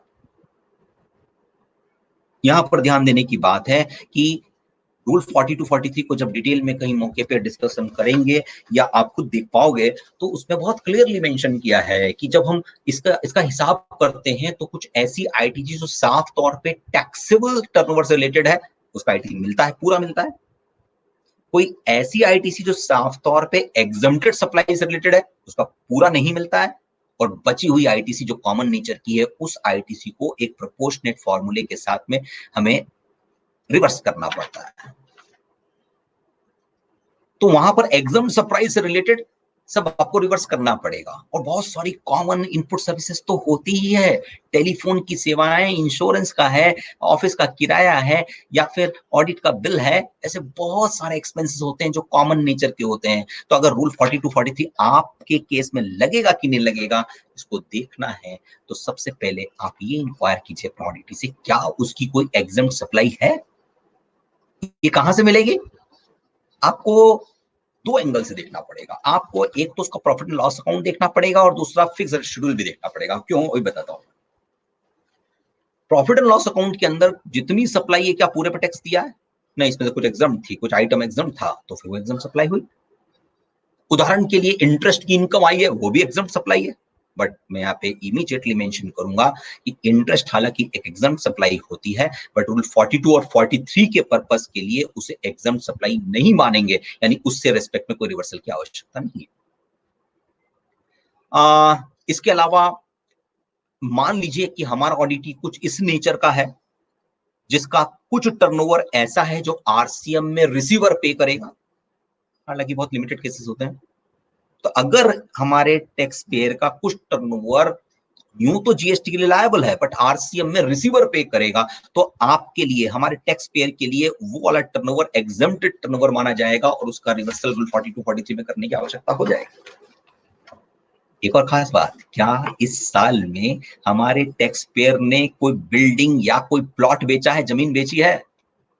अगर कोई बिल्डिंग प्लॉट बेचा है तो ऐसी दशा में रूल 42 43 के कैलकुलेशन पर्पस के लिए इसको भी एग्जम्प्ट सप्लाई माना जाएगा और common input services capital goods के रिस्पेक्ट में आईटीसी रिवर्सल की रिक्वायरमेंट आ जाएगी। हाँ, आई मीन इट। अगर कोई इमूवेबल प्रॉपर्टी बेची है तो वो भी एग्जम्प्ट सप्लाई है for the purpose of rule 42 43। हाँ, अगर कोई उसकी सप्लाई ऐसी है जो कि अपने आप में सप्लाई ही नहीं मानी जाती in according to schedule number 3 of act, in that case उसको इस पर्पस के लिए एग्जाम सप्लाई नहीं मानेंगे। इन अदर वर्ड्स, मैं बहुत ज्यादा समय इस वाली स्लाइड पे नहीं लेना चाहूंगा क्योंकि हम सब जानते हैं जो जीएसटी की प्रैक्टिस करते हैं, थोड़ी भी प्रैक्टिस करते हैं कि 42 43 को समझना एक पूरा अपना आप में एक ऑल टुगेदर पूरा डिस्कशन अपना आप में है। मैं सिर्फ यहाँ हिंट करना चाहता हूँ कि एज ए ऑडिटर आप ये जरूर देख लीजिए क्या उसकी कोई एग्जाम्प्ट सप्लाई है, क्योंकि उससे आईटीसी रिवर्सल बनेगा और उसका सीधा सीधा इंपैक्ट हमारे फाइनेंशियल्स पे पड़ेगा, प्रॉफिट एंड लॉस अकाउंट पड़ेगा, to and fro view of the organisation पे पड़ेगा। एक और चीज जो हमें एज ए ऑडिटर देखनी चाहिए, जॉब वर्क। जॉब वर्क को लेकर मैं शॉर्ट में थोड़ा फास्ट बोलना चाहूंगा कि कुछ महत्वपूर्ण बातें और छूट रही हैं। जॉब वर्क के अंदर सेक्शन 268 में जॉब वर्क डिफाइंड है। जॉब वर्क किसे कहते हैं? बहुत सिंपल से डिफाइंड है कि अगर किसी और के गुड्स पे कोई भी एक्टिविटी कर देना जॉब वर्क होता है, और जॉब वर्क शेड्यूल 2 के अनुसार एक हमेशा सर्विस माना जाता है। और इसके लिए अगर डिटेल में और देखना चाहते हैं तो सेक्शन नंबर 19 और 143 को रेफर करना होगा। मैं शॉर्ट में कहना चाहूंगा कि अगर कोई व्यक्ति अपने मटेरियल को लेकर आता है और जॉब वर्क के लिए किसी को दे देता है, तो जो मटेरियल लेकर आया उसका आईटीसी पूरा मिल जाता है। जॉब वर्क के लिए निकालता है, ना तो इनवॉइस बनाना है ना कोई आईटीसी रिवर्स करना है, ये सप्लाई नहीं है। आप उसको सिर्फ डिलीवरी चालान के बेसिस पर गुड्स को डिस्पैच कर सकते हैं। सिमिलरली कोई मशीन है, आप क्या काम मशीन पे काम होता था, मशीन बिगड़ गई है, रिपेयरिंग के लिए बाहर भेजना है, तो रिपेयरिंग के लिए बाहर भेजे मतलब कि आपको जॉब वर्क के लिए भेज रहे हैं। तो जब मशीन लेकर आए थे आपको आईटीसी मिल गया, जब जॉब वर्क के लिए भेज रहे हैं आपको आईटीसी रिवर्स करने की जरूरत नहीं है। Section 19 read with section number 143 clearly mentions कि अगर किसी मटेरियल को आपने जॉब वर्क के लिए बाहर भेजा है या कैपिटल उसको बाहर भेजा है तो कोई आईटीसी रिवर्स करने की जरूरत नहीं है। एक छोटी सी कंडीशन है कि जिस दिन आपके यहाँ से निकले उसके 1 साल के अंदर उस मॉडल के ऊपर जॉब वर्क होके वापस आ जाना चाहिए, और अगर कैपिटल गुड्स से तो 3 साल के अंदर आ जाना चाहिए। हालांकि उसके अंदर लॉ में बाद में अमेंडमेंट हुआ और इस 1 साल की लिमिट को विद परमिशन और 1 साल से बढ़ा सकते हैं, और 2 साल की लिमिट को 3 साल की लिमिट को और 2 साल से बढ़ा सकते हैं। एनीवे, एज ए ऑडिटर सिर्फ आपको ये देखना है कि क्या जॉब वर्क को लेकर अगर आपका क्लाइंट काम किया करता है, उसने रिकॉर्ड मेंटेन किया है, उस रिकॉर्ड में ऐसा होना चाहिए गुड्स कब डिस्पैच हुआ, कब वापस आया। आपको एक बार रिव्यू कर लेना चाहिए क्या कोई जॉब वर्क का काम जा रही है।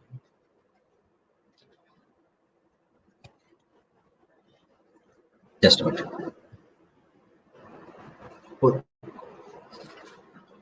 तो कोई जॉब वर्क का काम अगर उसने किया है और अगर 1 साल 3 साल केस में भी अगर वापस नहीं आया है, तो ऐसी दशा में जब ओरिजिनली गुड्स निकाले गए थे उसी दिन सप्लाई मान ली जाती है, और वहां से लेकर अभी तक आपको उसका उस समय का जीएसटी और अभी तक के ब्याज सहित पे करना पड़ता है। ये अलग बात है। इन फ्यूचर चाहे वो 1 साल के बाद लौट आए तो वापस समय आईटीसी मिल भी जाता है, बट बहुत ज्यादा काम नहीं आएगा, बट काम आएगा जहाँ पे जॉब वर्क होता है। वहां पर आप जॉब वर्क का कोई रजिस्टर मेंटेन किया कि नहीं किया तो आपको प्रॉपरली एक नोट क्वालिफिकेशन डाल देना चाहिए कि हम उसको चेक नहीं कर पाए हैं, और अगर किया है तो आपको चेक करना चाहिए कि जब से जॉब वर्क के लिए माल निकला उसके 1 साल के अंदर वापस जॉब वर्क होके आया कि नहीं आया। And it is not out of place to mention over here that we should not be concern limited to 1920, even certain goods which were dispatched in 1819 and they should have been received in 1920, that should also be considered, and probably those are the only situation which is required to be considered, because whatever has been dispatched in 1920 definitely their 1 year period is not elapsed so far, तो वो हमारे लिए बहुत बड़ा concern नहीं होगा। But 1819 का कोई चीज ओवर वाला अगर नहीं आया है तो उसको प्रॉपर अकाउंट फॉर करना है, उसकी लायबिलिटी को क्रिएट करना है। रिफंड क्लेम को एज ऑडिटर को चेक करना है। एक्सपोर्ट का रिफंड बराबर लिया कि नहीं लिया, इन्वर्टेड ड्यूटी स्ट्रक्चर का लिया कि नहीं लिया, और अन्य कोई रिफंड है तो लिया कि नहीं लिया। मैं फास्ट लिख कहना चाहूंगा एक्सपोर्ट किसे कहते हैं, ये डिफाइंड वर्ड है। आई have seen a case wherein export refund has been claimed, it is even allowed, but when I saw it, it was not export at all. Export क्या है, डिफाइंड वर्ड है। IGST के अंदर export of goods भी और export of services भी। Export of goods पे बहुत बड़ा इशू नहीं है, एक्सपोर्ट ऑफ सर्विस बड़ा इशू है। एक्सपोर्ट ऑफ गुड्स का मतलब इंडिया से किसी गुड्स को इंडिया के बाहर किसी प्लेस पे ले जाना, it is export of goods. But export of services का मतलब होता है जहां पर सप्लायर इंडिया में है, रिसीवर आउट ऑफ इंडिया है, supplier place of supply out of India है, रियलाइजेशन कन्वर्टेबल फॉरेन एक्सचेंज में है, और सबसे बड़ी बात वो एक ही ऑर्गेनाइजेशन की 2 यूनिट नहीं है, दोनों सप्लायर रिसीवर। अगर ये पांचों कंडीशन होती है तो एक्सपोर्ट ऑफ सर्विसेज है। एक्सपोर्ट ऑफ सर्विसेज तभी मानी जाएगी अगर हमारी ब्रांच है, उसके सॉफ्टवेयर बना के हमारे ब्रांच को आउट ऑफ इंडिया भेज दिया है, चाहे कन्वर्टेबल फॉरेन एक्सचेंज है, सब कुछ है, बट वो एक्सपोर्ट ऑफ सर्विसेज नहीं है and not eligible for refund. अगर ले लिया है तो गलत ले लिया है, हमें उसको रिवर्स करा देना चाहिए, उसको रीपेमेंट करवा देना चाहिए, इंटरेस्ट सहित पे कराना चाहिए, क्योंकि अदरवाइज हम जानते हैं, शायद जानते हैं, आप मैक्सिमम जानते हैं, सेक्शन 74 की कार्रवाई आ जाएगी कि आपने एरोनेस रिफंड लिया है, मेलाफाइड लिया है, और जब डिपार्टमेंट सेक्शन 74 की कार्रवाई करता है तो फिर उसके ऊपर ऑलमोस्ट 100% पेनल्टी का क्लॉज भी है, इसलिए वो बहुत हैवी जाएगा। इसलिए एज ऑडिटर चेक कर लेना चाहिए उसकी फाइनेंशियल इम्पैक्ट सही देखने के लिए कि जो एक्सपोर्ट के रिफंड लिए प्रॉपर्ली क्लेम किए हैं। सिमिलरली इन्वर्टेड ड्यूटी स्ट्रक्चर को लेकर लेटेस्ट में एक क्लैरिफिकेशन सर्कुलर आया हुआ है, जिसके अंदर कहा गया है अगर किसी आइटम का, किसी मटेरियल का रेट कम हो गया है, उदाहरण के लिए मैं पेन खरीदा करता था और पेन के ऊपर पहले टैक्स का रेट था, जीएसटी का रेट था 18% और बाद में दोबारा हो गया, अब मैं जितना स्टॉक है उसका इन्वर्टेड ड्यूटी स्ट्रक्चर में रिफंड ले लूंगा, ले भी लिया होगा तो गलत लिया है, उसका रिफंड आईडीएस के तहत नहीं मिलेगा, वो रिफंड रिटर्न करने की जरूरत है। अदर्स के केस में भी आपको देखना होगा। रिफंड एक अच्छा बड़ा टॉपिक है और शायद टीपीए किसी मौके पर यानी शायद इन्हीं दिनों के अंदर जिस तरह से हम समय का इस्तेमाल कर रहे हैं, किसी दिन रिफंड टॉपिक के ऊपर भी डिस्कशन करेंगे, तो वो अपना आप में एक बड़ा डिस्कशन है। TDS से कुछ 2-4 और छोटे-छोटे इश्यूज हैं. Time running short. I'll try to cover up all the various things in next 5 to 7 minutes. GST का TDS TCS एज ऑडिटर आपको जैसे हम लोग इनकम टैक्स में देखते हैं 26 AS के अंदर जितना TDS रिफ्लेक्ट हो रहा है बुक्स के अंदर आ रहा है कि नहीं आ रहा है. इसके दो फायदे होते हैं कि TDS प्रॉपर्ली बुक्स में अकाउंट फॉर हो जाता है. दूसरा, कई बार कोई ट्रांजेक्शन जो छूट गए हैं अकाउंटिंग से वो भी आ जाते हैं. सिमिलरली इनकम GST के अंदर भी सेक्शन 51 और 52 है TDS और TCS को लेकर. ये जब जो भी कंसर्न हमारा TDS TCS काटते हैं वो हमारे रिटर्न के अंदर रिफ्लेक्ट होते हैं. हमें उन्हें एक्सेप्ट करना होता है. वो एक्सेप्ट हमारे कैश लेजर के पार्ट बनते हैं. मान लीजिए कुछ लोगों ने एक्सेप्ट नहीं किया. I have seen some cases जहां पर गवर्नमेंट ने TDS वगैरह काट रख के रखा हुआ है बट एक्सेप्ट नहीं किया है. तो ना तो उसका क्रेडिट ली है हमने बट वो अलग ही खड़ा है और बुक्स में भी अकाउंटिंग पेंडिंग पड़ी है. तो हमको उसको भी एक बार मिला देना चाहिए.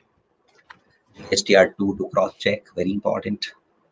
GSTR2A के अंदर दो चीजें देखने को मिलती है. नंबर 1, जो ITC हमने लिया सही है कि नहीं लिया.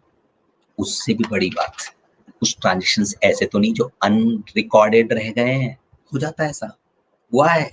और खासकर जो मीडियोकर ऑर्गेनाइजेशंस हैं जहां पर मैनेजमेंट के नाम पर, अकाउंटिंग सिस्टम के नाम पर कोई बहुत प्रोफेशनल मैनेजमेंट नहीं है, प्रोप्राइटरी सब कुछ किया करता है, कई अकाउंटिंग रह गई बट उधर तो हमने GST नंबर दे रखा है. और इस जगह पर इंपॉर्टेंट होगा इनकम टैक्स का प्रोविजन भी. और अभी लेटेस्ट में जो बजट आया था उसके अंदर GST का प्रोविजन भी, जिसके अंदर दोनों में एक बात मेंशन की है कि अगर कोई भी ट्रांजैक्शन अनरिकॉर्डेड बुक्स में मिलते हैं तो इक्विवेलेंट अमाउंट की पेनल्टी है.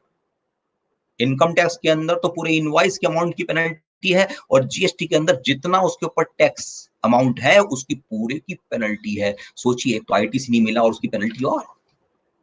इसलिए जरूरी है कि 2A को क्रॉस चेक कर लें. अब ये हम लोगों को मिलकर प्लान करना है कि काम कैसे किया जाएगा. हम ऐसा भी कर सकते हैं कि इस काम को इसी लॉकडाउन पीरियड के अंदर हम अपने क्लाइंट्स को रेफर करें और बोले आप 2A मिला के रखिए. आप वर्क फ्रॉम होम के कंसेप्ट पे जाइए और अपने अकाउंटिंग सिस्टम को बोलिए कि 2A को जरा क्रॉस चेक करके रखें. हमें उसका रिकंसिलेशन चाहिए कि 2A क्या बता रहा है और हमारी बुक्स क्या बता रही है. अदरवाइज ये सब चीजें हमको GST ऑडिट के दौरान भी काम आएगी. इसलिए अब स्टैट्यूटरी ऑडिट के दौरान ही उसको अकाउंट फॉर कर लेंगे तो बेटर होगा. Turnover reconciliation very small thing. हमें जो भी टर्नओवर हमने टर्नओवर वो जो 2A था वो इनवर्ड परचेज की बात थी और ये हमारा सप्लाई टर्नओवर है. तो टर्नओवर को रिकंसाइल करना चाहिए कि क्या टर्नओवर हमने अपने GSTR1 और GSTR3B के अंदर मेंशन किया है और बुक्स क्या कहती है. और अगर फर्क है तो किस बात का फर्क है, क्या वो रीजनेबल है, लॉजिकल है, सही है, नहीं है तो फर्क क्यों है. क्या हमने एक्सेस टर्नओवर 3B में शो कर दिया है तो रिफंड क्लेम करना है. हमको मालूम है सेक्शन 54 के अंदर रिफंड क्लेम करने की भी एक टाइम लिमिट होती है, उसके बाद हम रिफंड क्लेम नहीं कर सकेंगे. इसलिए टाइमली हमें उसे भी देख कर लेना चाहिए कि हमने रिफंड प्रॉपर्ली टाइम से क्लेम करना चाहिए. और अगर टर्नओवर बुक्स में ज्यादा है और 3B में कम शो किया है और बाकी गलती हो गई है तो ऐसी दशा में उसका डिफरेंस का GST अलॉन्ग विद इंटरेस्ट हमें अकाउंट फॉर 31 मार्च की अकाउंटिंग में ही करवा लेना चाहिए. Nonetheless, almost the last point, very important, rule number 36(4) requirement. We all are aware that with effect from probably 9th of October 2019 and ये 36(4) नाम का एक रूल एप्लीकेबल हो गया है जिसके अंदर ITC क्लेम करने की लिमिटेशन लगा दी गई है. सेक्शन नंबर 43A करके एक सेक्शन हमारे मेन एक्ट के अंदर है जहाँ पे मेंशन किया है कि गवर्नमेंट ITC के अवेलमेंट को रेस्ट्रिक्ट कर सकती है कुछ समय, कुछ सिचुएशन के अंदर. ऐसी ITC जो 2A में रिफ्लेक्ट नहीं हो रही है उसे जब तक रिफ्लेक्ट ना हो जाए तब तक 20% तक रेस्ट्रिक्ट कर सकती है.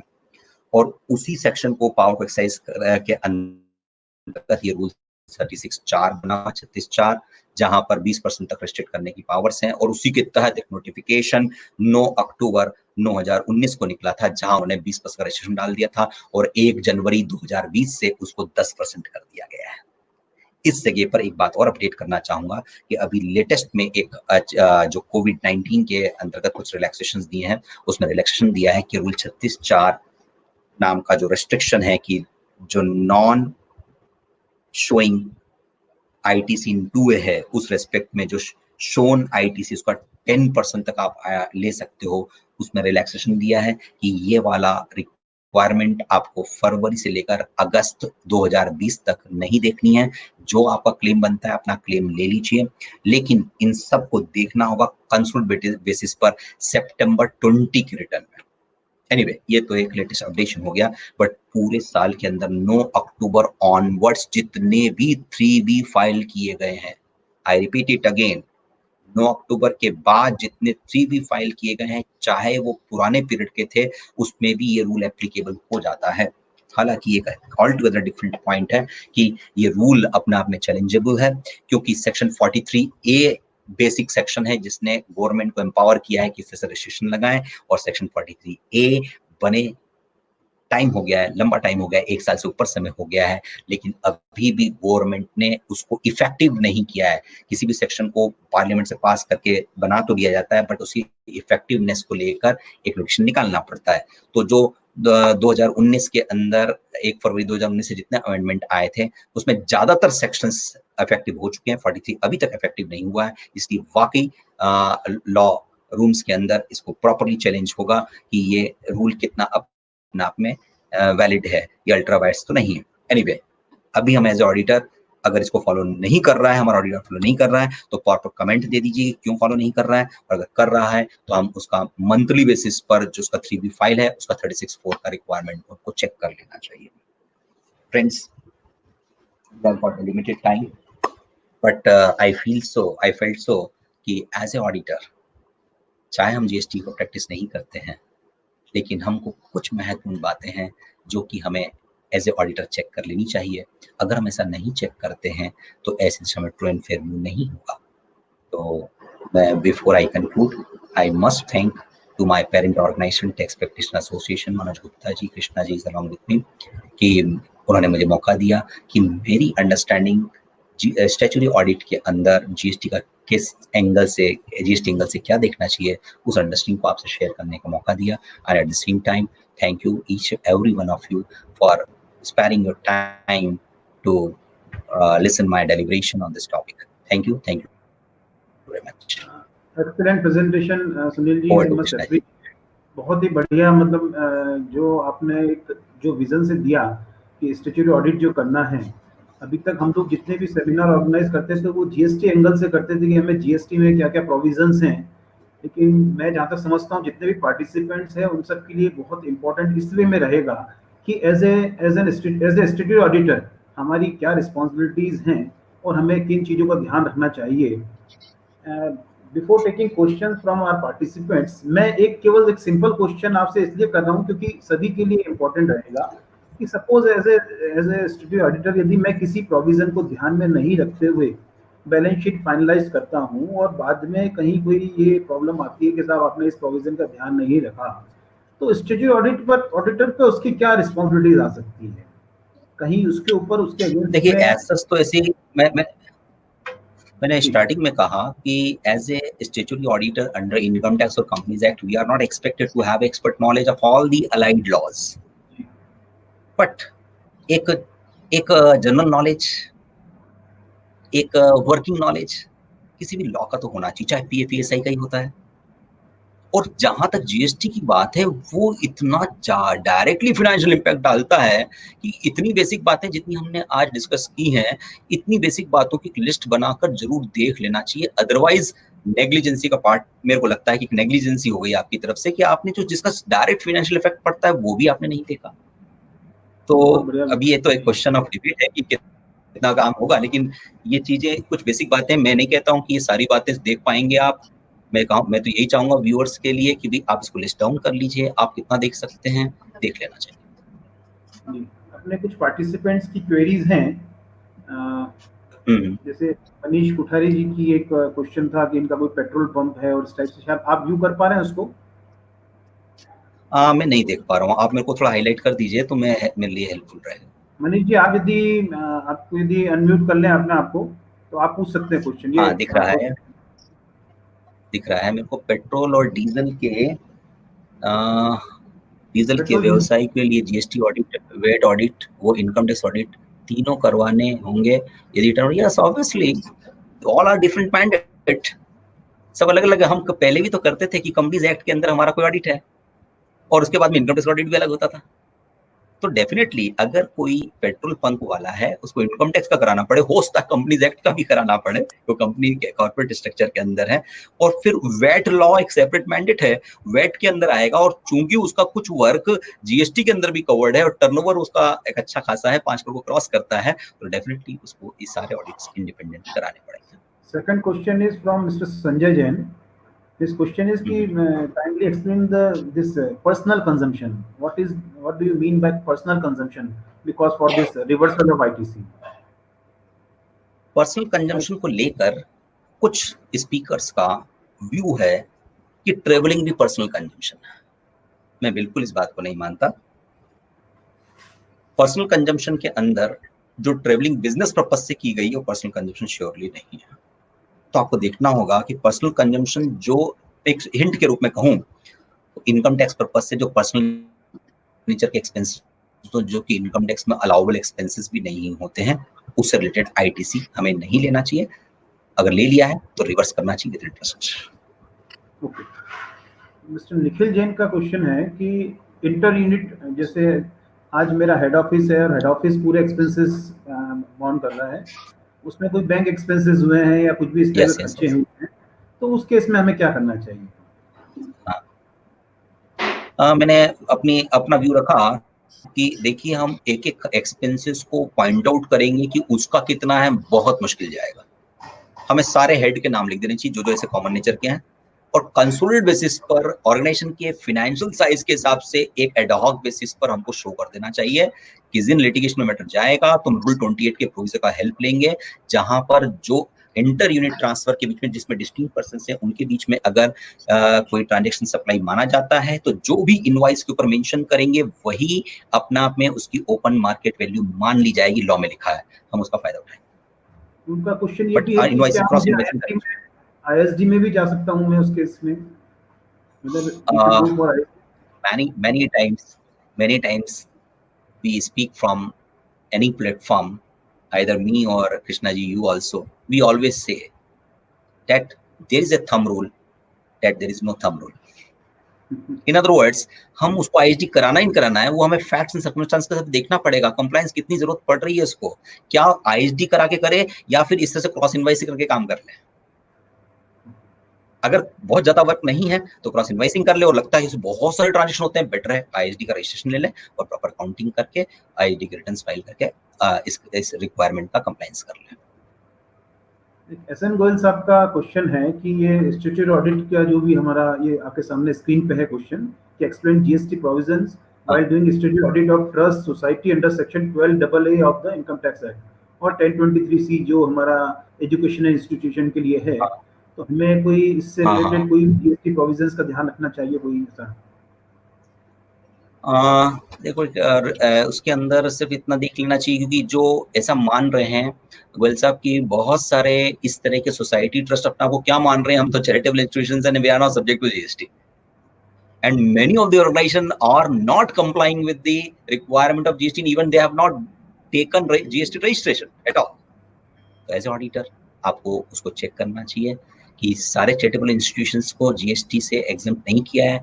एज सच सारे इंस्टीट्यूशंस अपना आप में जीएसटी के अंदर हैं, सिर्फ जो एग्जम्प्ट हैं उसको नोटिस नंबर 12/2017 के अंदर कुछ स्पेसिफिक कंडीशंस के साथ में चैरिटेबल इंस्टीट्यूशंस को एग्जम्प्ट किया है, बाकी पूरा टर्नओवर अपना आप में जीएसटी के लिए लायबल हो जाएगा। और मैं तो ये भी कहूंगा कि इसलिए इसका कॉल फास्ट लीजिए क्योंकि आज आप कॉल नहीं लेते हैं, आने वाले टाइम में डिपार्टमेंट लेगा तो इंटरेस्ट पेनल्टी तो लगाएगा, बट जो आपका आईटीसी अवेल करने का टाइम है वो भी सब खत्म हो गया। जितना जल्दी रजिस्ट्रेशन करा लेंगे तो आईटीसी अवेलमेंट भी तो कर सकते, इसलिए करना चाहिए। स्वाति पित्या जी का क्वेश्चन है कि जैसे 17-18 में आईटीसी ले लिया उन्होंने, but that ITC is not appearing in 2A and that was supposed to be reversed, मतलब उनके हिसाब से तो मार्च 2019 तक उसको उन्होंने रिवर्सल नहीं किया। स्वाति जी, मेरा कहना ये है कि अगर कोई आईटीसी आपने लिया है जो लेजिटिमेटली करेक्ट है, सिर्फ 2A में रिफ्लेक्ट नहीं हो रहा है, आपके पास में बाकी सारे फैक्ट्स, सर्कमस्टांस, एविडेंस इस बात को सपोर्ट करते हैं कि you have rightly availed that ITC, तो इन माय पर्सनल व्यू हमें एजिटेट करना चाहिए, उस क्लेम को जिंदा रखना चाहिए, लिटिगेट करना चाहिए। हाँ, क्वांटम बहुत ही छोटा है, 5,000, 7,000, 10,000 और हमारा ऑडिट ही कह रहा है कि पे करके खत्म करो, कहाँ लिटिगेशन जाएंगे। तो क्वांटम के आधार पे भले वो उसको रिवर्स करके पे कर दे, बट अगर क्वांटम साइज बड़ा है तो हमें डेफिनेटली सेक्शन 16 की सारी रिक्वायरमेंट पूरी कर रहे हैं हम लोग। सिर्फ 2A में रिफ्लेक्ट नहीं हो रहा है, ये कोई आधार नहीं होता जिसमें डिपार्टमेंट हमारा IT से रिजेक्ट करते हैं, हमें लिटिगेट करना चाहिए। एक बहुत ही इनिशियल स्टेज पे अभिषेक माहेश्वरी जी की क्वेरी है हिंदी में कि यदि टैक्सेबल टर्नओवर 1.5 करोड़ है और एग्जेम्प्टेड टर्नओवर 20 लाख का है, एक क्वेश्चन आपकी स्क्रीन पे है कि taxable turnover is 1.5 crore, exempted 0.20 lakh या and no supply, sale of land भी है 1 करोड़ की, तो whether GST audit is applicable in this situation. Abhishek ji, सबसे पहली बात तो हाँ, वैसे तो जीएसटी ऑडिट का है, लेकिन एक बात और अपडेट कर दूं आपके साथ में सारे व्यूअर्स को कि ये जो लिमिट है वो 5 करोड़ हो गई है जीएसटी ऑडिट की। पहली बात तो 1.5 करोड़ वाली बात तो बाहर ही कर दीजिए, वो तो वैसे ही बाहर से हो जा रहे हैं, 5 के अंदर है टोटल, सारी जोड़ भी लगा ले तो। पर अपन मान लेते हैं कि यही सारी फिगर मिलके 5 करोड़ क्रॉस कर रही है, तो क्या सिचुएशन बनती है। यहाँ पे टर्नओवर के अंदर एग्जेम्प्टेड टर्नओवर भी शामिल किया जाएगा। जहां तक लैंड सेल है वो अपना आप में सप्लाई नहीं है, वो सप्लाई नहीं है, और जो चीज सप्लाई नहीं है वो वैल्यू का पार्ट नहीं होनी चाहिए। लैंड को एग्जम्प्ट सप्लाई माना गया है, लैंड की सेल को एग्जम्प्ट सप्लाई माना गया, limited for the purpose of rule 42 and 43, जहां पर हमें प्रोपोर्शनेट रिवर्सल करना है। बट एज सच शेड्यूल 3 में जितने आइटम्स मेंशन्ड हैं वो अपना आप में सप्लाई ही कॉन्स्टिट्यूट नहीं करते हैं, ऐसा शेड्यूल 3 में ही लिखा हुआ है, सेक्शन 7 में लिखा हुआ है। तो इन माय व्यू जो लैंड सेल है उसके टर्नओवर को काउंट करने की जरूरत नहीं है, बट श्योरली जो टर्नओवर अदरवाइज एग्जम्प्टेड है वो काउंट होगा, और टैक्सेबल टर्नओवर मिलाकर अगर वो 5 करोड़ की लिमिट को क्रॉस करता है तो जीएसटी ऑडिट के लिए सब्जेक्ट रहेगा। सतीश चंद्र जी बंसल का क्वेश्चन है, आपकी बात लेता हूँ, एक छोटी सी बात याद आ रही है, छोटी सी बात है लेकिन इंपॉर्टेंट है। अगर कोई जीएसटी ऑडिट के अंदर आ रहा है तो as a statutory audit for other legislative purposes हमें ये देख लेना चाहिए कि जीएसटी ऑडिट की फीस का प्रोविजन किया कि नहीं किया।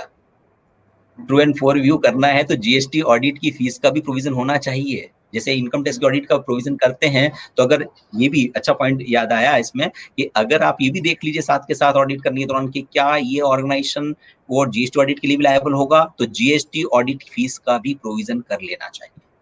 हाँ कृष्णा जी बंसल जी का क्वेश्चन है कि whether provision of payment within 180 days applicable on distinct entity cases.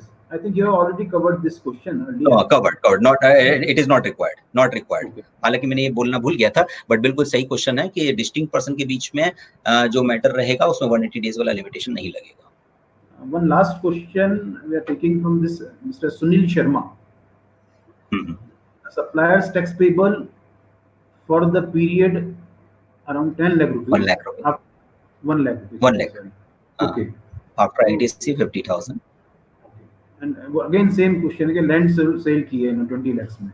हाँ। 42 43 का सेम जो आपने आंसर दिया अभी, इसमें 42 43 के प्रोविजंस एप्लीकेबल। हाँ, वो तो हो गई। यहाँ पर अगर लैंड सेल किया है तो 42 के रिवर्सल के लिए कॉमन वाली आईटीसी के रेस्पेक्ट में 42 43 का रिवर्सल लैंड सेल को लेकर करना पड़ेगा।